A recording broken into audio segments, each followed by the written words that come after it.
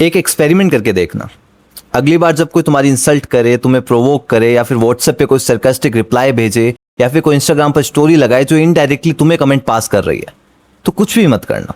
ना रिप्लाई करना, ना डिफेंड करना, ना एक्सप्लेन करना, बस इग्नोर कर देना और फिर देखना, क्योंकि असली गेम तो फिर शुरू होगा। लोगों को तुम्हारा गुस्सा नहीं चाहिए होता, उन्हें तुम्हारा रिएक्शन चाहिए होता है। रिएक्शन ही उनका रिवॉर्ड होता है, और जिस दिन तुम उनको वो रिवॉर्ड देना बंद कर देते हो, उस दिन उनका पूरा गेम कोलैप्स होने लग जाता है। देखो, सबसे डेंजरस इंसान वो नहीं होता जो सबसे तेज चिल्ला लेता है। सबसे डेंजरस इंसान वो होता है जो अपने इमोशनल रिमोट कंट्रोल को दूसरों के हाथ से वापस अपने हाथ में ले लेता है। और आज के इस वीडियो में हम इसी इनविजिबल पावर की बात करने वाले हैं। एक ऐसी पावर जो ना कभी बुक्स में सही से सिखाई जाती है, ना स्कूल्स में, और ना ही रिलेशनशिप में सिखाई जाती है। पर जो इंसान इस रूल को समझ गया, उसे मैनिपुलेट करना काफी ज्यादा मुश्किल हो जाता है। सबसे पहले एक सच एक्सेप्ट करो, ज्यादातर आर्ग्यूमेंट्स फैक्ट्स की वजह से नहीं होते, वो ईगो की वजह से होते हैं। जब कोई सामने वाला इंसान तुम्हें प्रोवोक करता है, चिढ़ाता है या फिर इंसल्ट करता है, तो उसका टारगेट तुम्हारा दिमाग नहीं होता, तुम्हारे फैक्ट्स नहीं होते, तुम्हारा ज्ञान नहीं होता, बल्कि तुम्हारे इमोशंस होते हैं। क्योंकि इमोशंस प्रेडिक्टेबल होते हैं। अगर उसे पता है कि किस बात से तुम ट्रिगर हो जाते हो, तो वो बिना हाथ लगाए तुम्हें कंट्रोल कर सकता है। और इसीलिए कुछ लोग बार बार उसी जोक को रिपीट करते हैं जो तुम्हें बिल्कुल भी पसंद नहीं है, उसी कंपैरिजन को बार बार करते हैं जो तुम्हें इनसिक्योर फील करवाती है, उसी टॉपिक को बार बार उठाते हैं जो तुम्हें हर्ट करती है।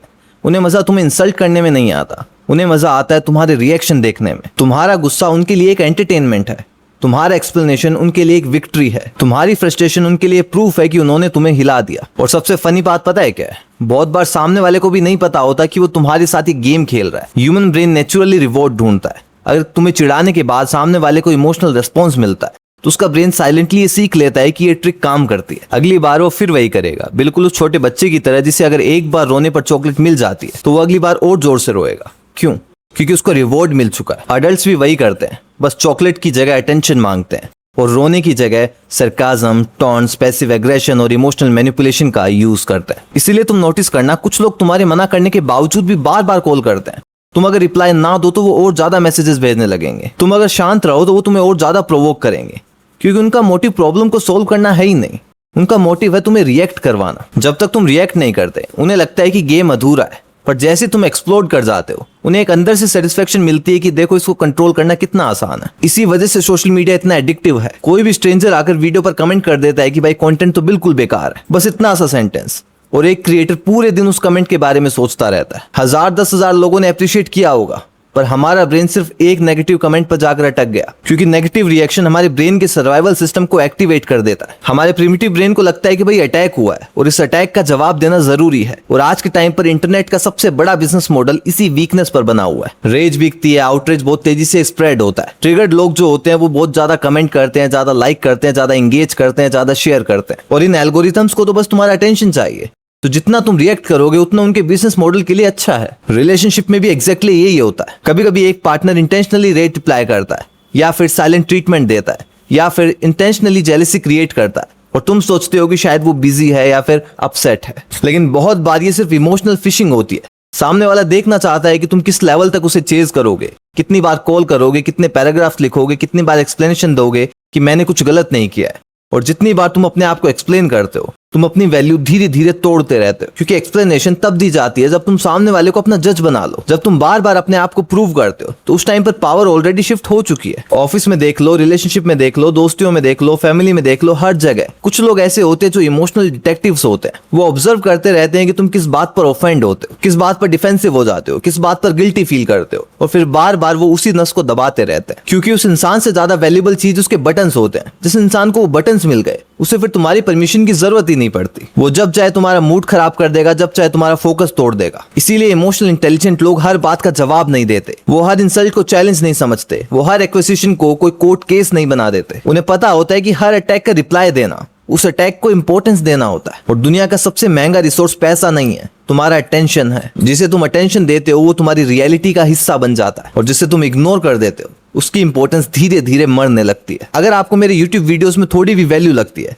So these are just the tip of the iceberg. इससे काफी ज्यादा डीप नॉलेज मैंने मेरे ह्यूमन बिहेवियर प्लेबुक में दे रखी है। सो अगर आप ह्यूमन बिहेवियर को समझना चाहते हो क्यों लोग एक सर्टेन वे में एक्ट करते हैं, क्यों हम दूसरों को देख के जेलस हो जाते हैं, किन फोर्सेस की वजह से हमारा बिहेवियर चलता रहता है, क्या अच्छे इंसान भी सच में अच्छे होते हैं या फिर वो सिर्फ एक्टिंग कर रहे होते हैं, लोगों का बिहेवियर कैसे चलता है, हम इमोशनल इंडिपेंडेंट कैसे बन सकते हैं। ऐसे काफी सारे डीप सवालों का जवाब दिया है मैंने मेरे ह्यूमन बिहेवियर प्लेबुक में। इसके अंदर टोटल आपको 7 मॉड्यूल्स मिलेंगे और हर मॉड्यूल में 3 डीप ऑडियो लेक्चर्स मिलेंगे। और डीप मतलब हर ऑडियो लेक्चर 15 मिनट से ऊपर का है। इसी के साथ साथ हर लेक्चर के साथ तुम्हें उसके एक पर्टिकुलर ई बुक मिलेगी जिसमें उसकी समरी, उसके कोर इनसाइट्स, उसके मेंटल मॉडल्स, रिफ्लेक्शन क्वेश्चंस, ऐसी काफी सारी चीजें मिलेगी ताकि अगर तुम्हें फ्यूचर में उसे रिकॉल करना हो तो तुम्हें पूरा लेक्चर देखने की जरूरत नहीं है, तुम सिर्फ उस एक ई बुक से उसे रिकॉल कर सकते हो। इसी के साथ साथ हर मॉड्यूल की अपनी एक मेंटल क्विज भी होगी ताकि तुम नॉलेज को सिर्फ कंज्यूम ना करो बल्कि उसे इंटरनलाइज भी करो। सो अगर तुम ह्यूमन बिहेवियर को समझना चाहते हो, उसके डार्क एस्पेक्ट को समझना चाहते हो ताकि कोई तुम्हें मैनिपुलेट ना कर सके, कोई तुम्हारा यूज ना कर सके और तुम कैसे उसे अपने फायदे में यूज कर सकते हो, तो डिस्क्रिप्शन और पिन कमेंट में तुम्हें उसकी लिंक मिल जाएगी।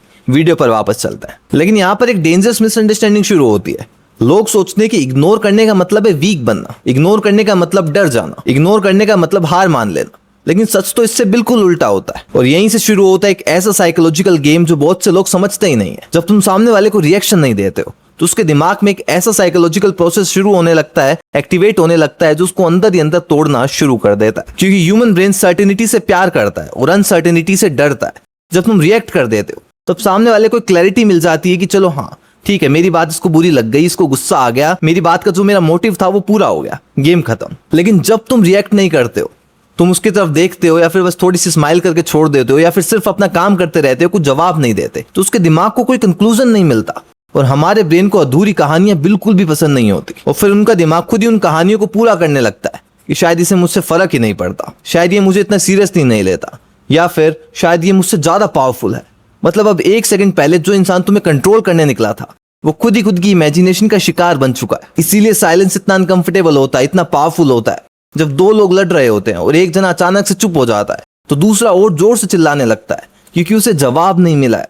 ईगो को चैन नहीं मिलता जवाब के बिना। ईगो को क्लोजर चाहिए, कंफर्मेशन चाहिए कि मैंने इसे हिला दिया। लेकिन जब कंफर्मेशन नहीं मिलती तो ईगो अपने ही डाउट्स में जलने लगता है। इसीलिए तुम देखोगे कि कुछ लोग इग्नोर होने के बाद और ज्यादा मैसेजेस करने लगते हैं। पहले मैसेज करेंगे हेलो का, फिर थोड़ी देर बाद कि सर बिजी हो, फिर थोड़ी देर बाद कि चलो ठीक है मुझे भी बात नहीं करनी, फिर थोड़ी देर बाद कि ठीक है मत रिप्लाई दो, बहुत एटीट्यूड आ गया, फिर थोड़ी देर बाद कि मुझे भी फर्क नहीं पड़ता। भाई अगर फर्क ही नहीं पड़ रहा होता तो इतने मैसेज भेजने की जरूरत क्या थी। ये समझ लो एक बात, दुनिया में बहुत लोग जवाब नहीं ढूंढ रहे हैं, वो बस रिएक्शन ढूंढ रहे हैं और रिएक्शन मिलते ही उन्हें लगता है कि उनकी एग्जिस्टेंस कंफर्म हो गई है।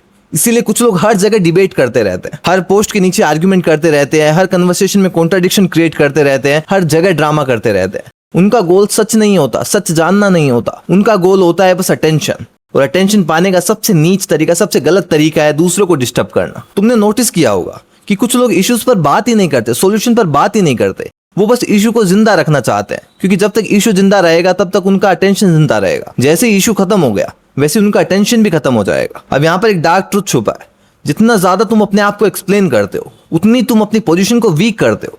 क्योंकि एक्सप्लेनेशन की जरूरत तब पड़ती है जब सामने वाला ऑलरेडी मान चुका हो कि भाई तुम गलत हो। सोचो, शेर जंगल में हर जानवर को एक्सप्लेन नहीं करता फिरता कि भाई मैं शेर हूं, जंगल का राजा हूं। सूरज हर सुबह निकलने से पहले सबको नोटिस नहीं भेजता कि भाई मैं उगने वाला हूं।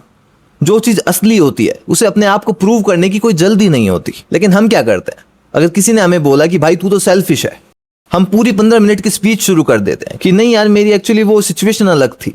किसी ने अगर बोला कि भाई तू बदल गया है, तुम अपने पूरे हिस्ट्री का चैप्टर शुरू कर देते हो कि नहीं यार ऐसा नहीं था, मेरे साथ ये हो गया था, वो हो गया था। जितना ज्यादा तुम अपने आप को एक्सप्लेन करते हो उतना ज्यादा सामने वाले को लगता है कि उसका डाउट सही था। क्योंकि कॉन्फिडेंस को एक्सप्लेनेशन की आदत नहीं होती, इनसिक्योरिटी को होती है। अब इसका मतलब ये भी नहीं है कि किसी का जवाब ही मत दो। ये कोई स्पिरिचुअल लेक्चर नहीं है जहां पर मैं तुम्हें बोलूंगा कि हर इंसल्ट पर तुम फूल बरसाओ। नहीं, जब जरूरत हो तब बाउंड्री सेट करो, क्लियर बोलो, सीधा बोलो, पर इमोशनल होकर मत बोलो। डिफरेंस काफी बड़ा है। बाउंड्री पावर से आती है, रिएक्शन वीकनेस से आती है। बाउंड्री में पावर तुम्हारे पास रहती है, रिएक्शन में पावर सामने वाले के पास चली जाती है। एक साइड है कि भाई मैं एक लाइन में कह दूं कि मुझे इस तरह से बात करना पसंद नहीं है, या फिर दूसरी तरफ मैं 10 मिनट तक बस चिल्लाता रहूं।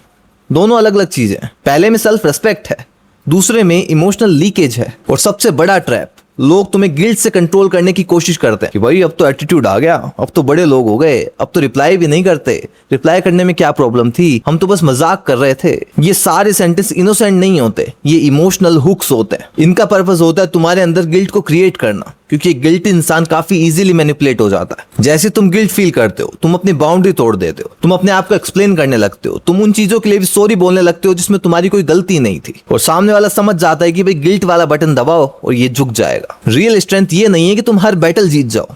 रियल स्ट्रेंथ का मतलब ये है कि तुम ये डिसाइड करो कि कौन सा बैटल लड़ने लायक भी है। अगर हर भौंकते कुत्ते पर पत्थर मारोगे तो अपनी डेस्टिनेशन तक कभी पहुंच ही नहीं पाओगे। कुछ लोग तुम्हारी जर्नी का हिस्सा बनने के लायक ही नहीं होते, उन्हें रास्ते में ही रहने दो। अगर तुम हर ओपिनियन का जवाब दोगे, हर इंसल्ट का रिवेंज लोगे, हर मिसअंडरस्टैंडिंग को क्लियर करोगे, तो तुम अपनी पूरी जिंदगी बस दूसरे लोगों की इमोशनल आग को बुझाते रहोगे। अपनी लाइफ कब बनाओगे? एक रूल हमेशा याद रखना, जो इंसान तुम्हें रिएक्ट करवा सकता है वो तुम्हें कंट्रोल भी कर सकता है। जो तुम्हें अपने आप को एक्सप्लेन करने पर विवश कर सकता है, फोर्स कर सकता है, वो तुम्हारे अंदर सेल्फ डाउट भी क्रिएट कर सकता है। लेकिन जिस दिन तुमने अपने इमोशंस की चाबी अपने पास वापस ले ली, उस दिन ये सारे मैनिपुलेटर्स तुम्हारी लाइफ से ऑटोमेटिकली गायब हो जाएंगे, क्योंकि उनके पास बेचने के लिए सिर्फ एक ही प्रोडक्ट था और तुमने वो प्रोडक्ट खरीदने से ही मना कर दिया। इसलिए अगली बार जब कोई तुम्हें प्रोवोक करे तो याद रखना, हर बात का जवाब देना जरूरी नहीं होता, हर इंसल्ट को रिस्पेक्ट देना जरूरी नहीं होता। कभी कभी सबसे बेस्ट सेंटेंस होता है नो सेंटेंस एट ऑल। सिर्फ एक शांत दिमाग, एक सीधी नजर और बिना पीछे देखे हुए आगे बढ़ते हुए कदम। क्योंकि असली पावर वो नहीं है जो सबको हरा दे,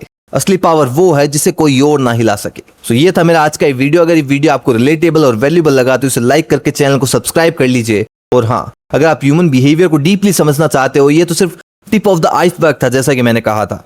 मैंने काफी डीप में उस कोर्स में ये सारी चीजें समझाई है। सो अगर तुम ह्यूमन बिहेवियर प्लेबुक को समझना चाहते हो, उसे लेना चाहते हो, तो डिस्क्रिप्शन और पिन कमेंट में तुम्हें उसकी लिंक मिल जाएगी। मिलते हैं नेक्स्ट वीडियो में। Thank you very much.